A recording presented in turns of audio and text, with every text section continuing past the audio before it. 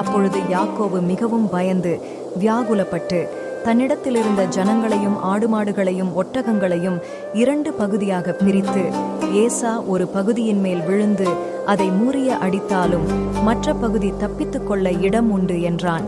பின்பு யாக்கோபு, என் தகப்பனாகிய ஆபிரகாமின் தேவனும் என் தகப்பனாகிய ஈசாக்கின் தேவனுமாயிருக்கிறவரே, உன் தேசத்துக்கும் உன் இனத்தாரிடத்துக்கும் திரும்பிப்போ, உனக்கு நன்மை செய்வேன் என்று என்னுடனே சொல்லியிருக்கிற கர்த்தாவே, அடியேனுக்கு தேவரீர் காண்பித்த எல்லா தயவுக்கும் எல்லா சத்தியத்துக்கும் நான் எவ்வளவேனும் பாத்திரன் அல்ல. நான் கோலும் கையுமாய் இந்த யோர்தானை கடந்து போனேன். இப்பொழுது இவ்விரண்டு பரிவாரங்களையும் உடையவனானேன்.